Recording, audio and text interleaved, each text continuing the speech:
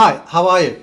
Welcome to this new episode on my channel, Aspects of Culture and Continuous Improvement, CCI for short. My name is Jon Urdal and I run this channel. If you would like to know more about me, you can follow the LinkedIn address below. But to start this episode today, I have to say that I can't really imagine any company in private sector or public sector, any service provider, any industrial company that do not utilize processes in order to deliver whatever they do. And so today's topic is very much about that. It's a very central one. It has to do with how you really improve your processes, how you improve on the culture, quality and efficiency of whatever you do. So the question is, how do I establish and refine my business processes? So before we go more into that, I would like to say please subscribe to my channel and also click on the notification to get notified whenever I publish a new episode. Okay, from that on, let's now jump right into it. The 5 principles of continuous improvement. I went through that in the last episode on this channel, and I will not go through that more than just saying that the step number 2, map the value stream, or improving the value stream, define that, is what this episode is all about. So these 5 steps really made me aware of how, like a recipe on how to really carry on continuous improvement processes. And this book by Womack and Jones called Lean Thinking really made my day. So I understood quite a number of years ago that this is a fabulous way of really establishing continuous improvement and creating a culture. If we follow these steps and carry out whatever you do by following these steps. And today I would like to illustrate one of them in quite a detail, and that has to do with setting up the processes and define your value stream. Because your value stream, or your value streams, you may have several value streams, is the foundation for improvement. So, with that said, also in an earlier episode, we defined the value stream. So just let us briefly recap that by seeing that in this context, a value stream is a sequence of activities required to design, produce and provide a specific good or service, and along which information, materials and worth flows. So that's very important, a value stream. So a value stream is not only characterized by whatever you deliver to someone else, the customer or the next process. It has to do with information, materials and how things flow. So it's very, very important to have this value stream on top of your mind. Okay, let's now move into what we do have to consider when designing value streams. So if you refine your value streams, or you have to define the value streams, and many companies will have to do both. They have some sort of value streams, but they are not quite aware of that. The organization is not very aware of what actually is going on beside what I do in my process, and that is not the way to become better. You need to define processes and make them available to everybody working with the value streams. So the considerations are as follows. You have to define, let's call it business processes, and by business processes I would like to emphasize the types of processes that really matters the most, providing the most value or being the most valuable processes in order for what you deliver to your customers. And these processes, they consist of activities. And the activities you should focus on are the activities providing value. Value downstream or value to your customer. I could mention as well as there are two other types of activities as well. One type of activity is the activity providing very little value, but you have to deal with it anyway, because it has to do with without it you can't really provide the service you would like, but the customer is not willing to pay for it, so it is a needed activity, but it's not creating value from the point of view of the customer. And then you have a third activity, and that is activities that actually do not bring anything to the table. And by having this process analysis that I'm going to show you in praxis as well, you will see that there are activities that you really should get rid of because they are not needed and they do not provide any value. The third thing is to establish relationships between these activities, and that's important because when something moves from one activity to the next, you bring something over, and what is brought over to the other next activity will have to be well defined, so that the first activity provider needs to know that whatever I am delivering is what the next is expecting. So that's sort of a handshake, a deal that you can say that between these two activities there are a handshake, an agreement that defines whatever should be provided further on. And along with this you have the fourth aspect or consideration, and that is the flow of service and materials. So defining the services and materials and how the materials flow is very, very important. And also the fifth one is you have to make sure that you have identified any type of flow and any type of information that goes with it. That is part of the value stream, because if you miss out on that, you will not get a value stream which is optimized for what you are doing. And very, very important, the sixth and last step is that you have to define roles and responsibilities along the value stream, because without that you will get a lot of misunderstandings and you will not deliver things with quality as you should. And there is another aspect of that as well, because having roles and responsibilities along the value stream, you will bring these people with you when you design the value stream, because then they will get the right ownership and they will be much more motivated for being part of it. Okay, so let's just sum up this with this little illustration.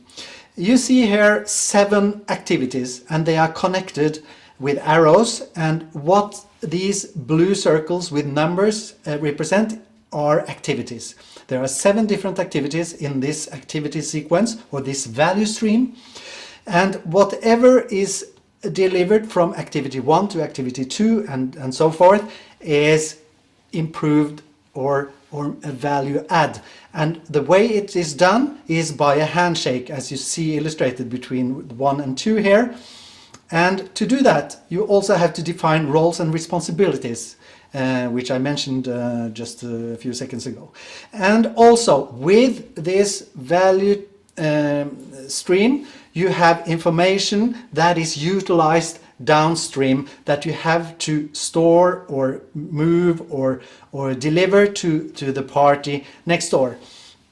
So you see that in any process that has to do with clearly and well-defined activities, you will get the best result. And with that definition you also have roles, responsibilities, handshakes between the activities, and also information that has to go with it.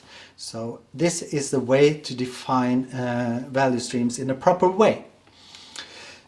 Okay, there are this type of thinking was originally defined in an industrial setting. So I will just briefly mention that by saying that the classical view, the industrial view of this, is a little bit different than what we are doing today. Even though if you are in a classic industrial setting, you have a lot to learn from the value stream analysis that has to do with industrial sort of settings.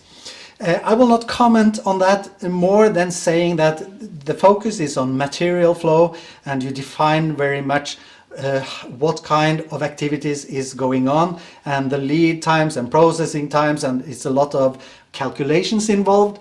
And I have to say that the more modern way of thinking now is to focus much more on soft values in addition to other types of measurements, because it's clear now that to have a value stream in an effective way, you have to really define and rely on soft values, the human perspective as well.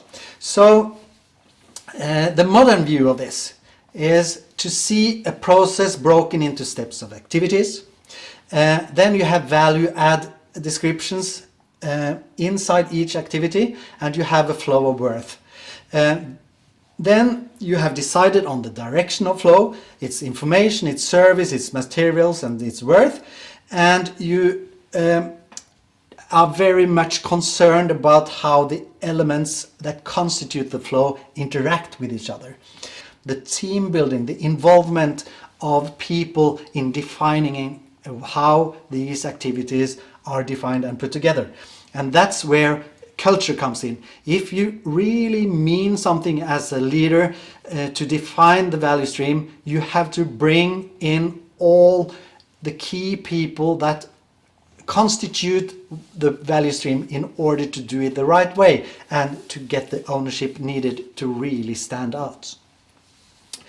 And then in the modern view, a value stream is not a static definition.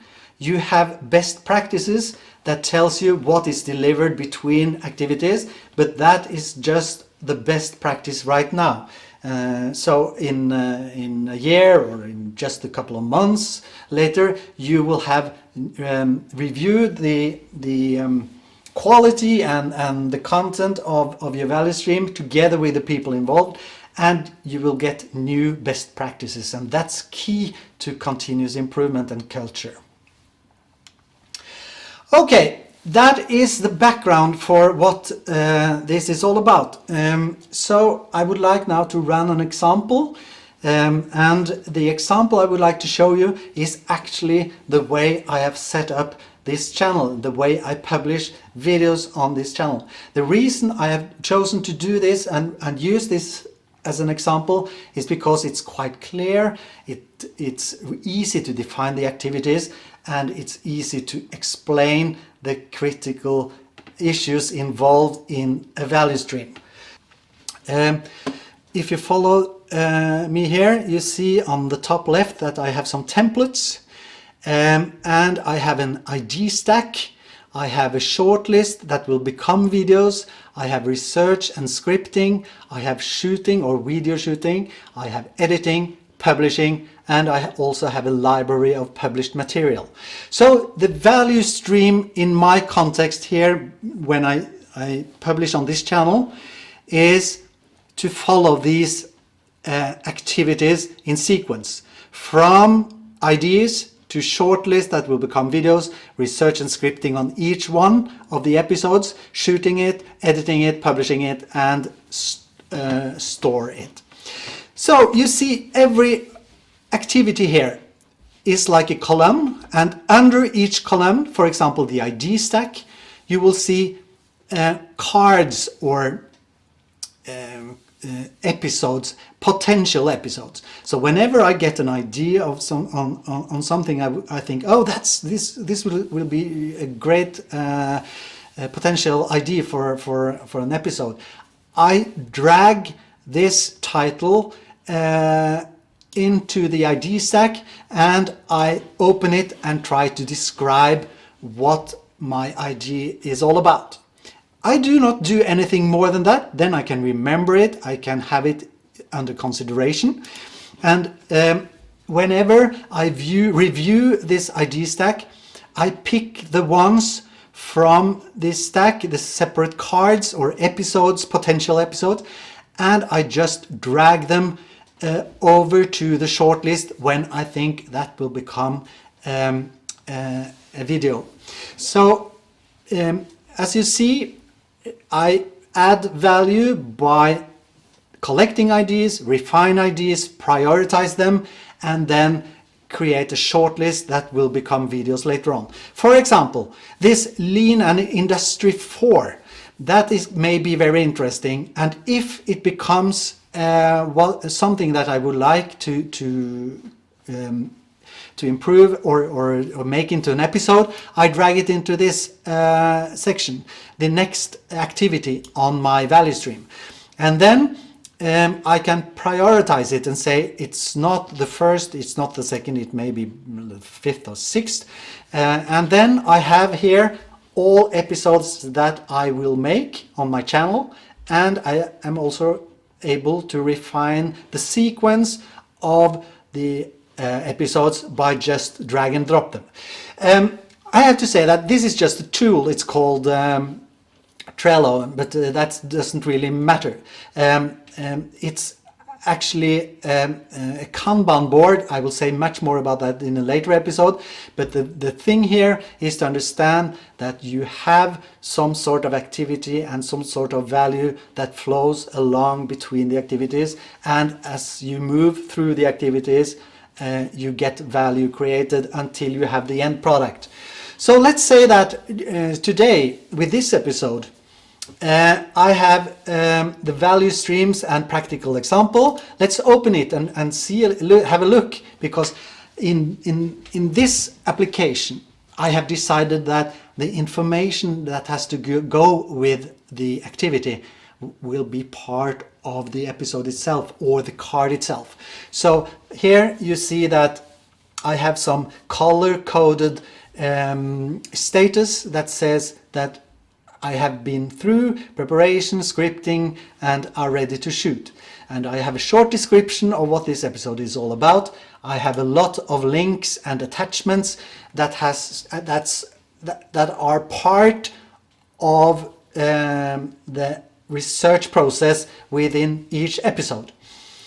And later on or down here you will also find checklists for each episode. For example, here you have welcome and intro to topic. I have the 5 principles as the basis. I focus on step 2 as I mentioned earlier, and so on. And I can say that I go through and check that everything along the activities that has to be carried out here is actually done. So this is a checklist that will be very useful in order to know that when I leave this activity to the next step along the value chain, I know I have done what I am supposed to do.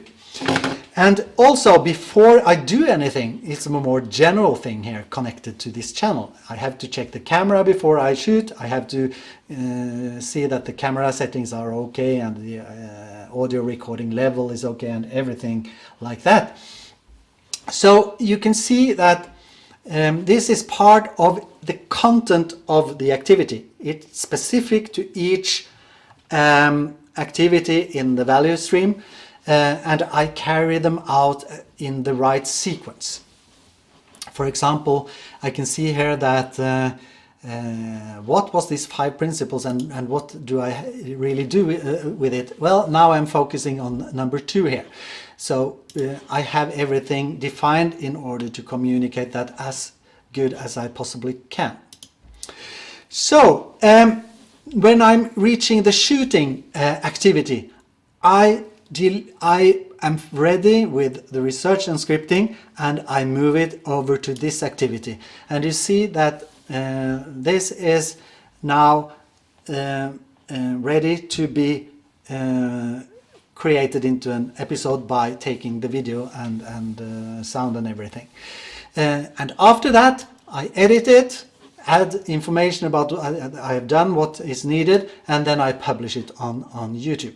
So what you actually see here is value that is transferred along a value stream. Each part of the value stream is activities that has dedicated tasks, and whenever I'm finished with an activity, I have a checklist or something confirming that I have done what is needed before I transfer the activity to the next step. What the learning points are. First of all, when you are setting up a value stream, you have to identify and isolate it in order to know that this value stream is self-contained. It's very, very important to identify all activities, put them in sequence, and describe what is really the value add in each activity. Do I need this activity? Is it possible to skip it, drop it? Does it really not have anything to do with the value creation in my process? Then I probably could skip it.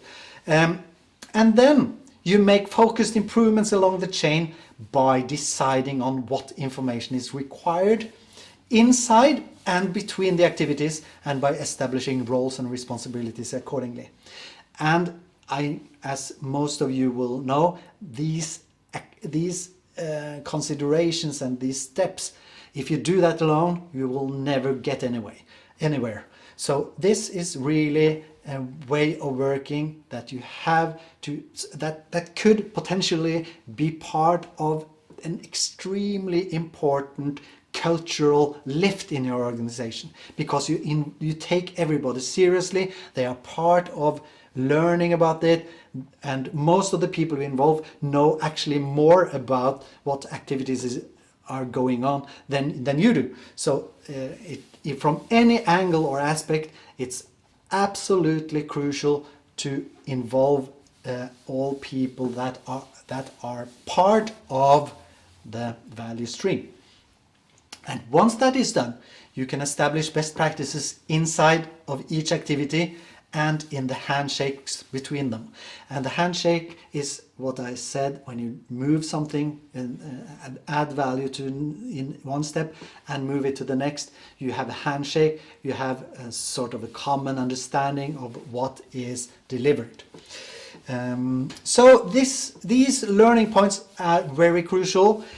You can do that with existing value stream activities, or you can use that as the basis when you define the value streams together with your co-workers. The value stream, it defines the sequence of activities, it defines the responsibilities involved and all critical information along with it, and it also defines what kind of added value is provided in each step. So, in a cultural and improvement context, organizing teamworks and leadership along the value streams are much more effective than classical departmental structure, and that is quite easily understood by just mentioning that if you have a value stream that is crucial in order to deliver whatever you do, you have defined the steps, activities, responsibilities, information and handshakes, and everything is in order, and then you just take your original hierarchical organization structure and put that on top. You will not get an optimized set of responsibilities and roles and functions. You will get a misunderstood gap between what is actually going on and how you try to manage this. So the value stream should be a guide on how you create your organizational setup. You should not start with a hierarchical departmental structure and think that this is the answer to whatever you do to optimize your value streams.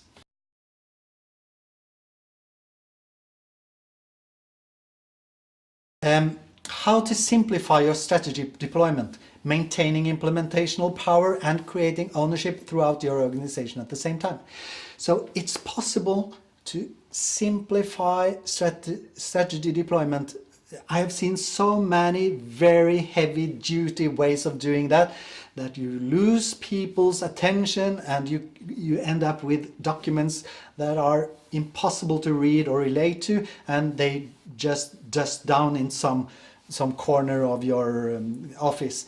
But there are much more easier ways to maintain improvement, cultural growth, and also the power of what you do when you deploy the strategy in a simpler way that people can relate to. And that is the topic for the next time.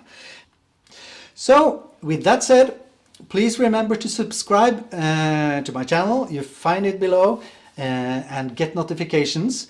So with that said, thank you so much, and I will see you next time. Thank you.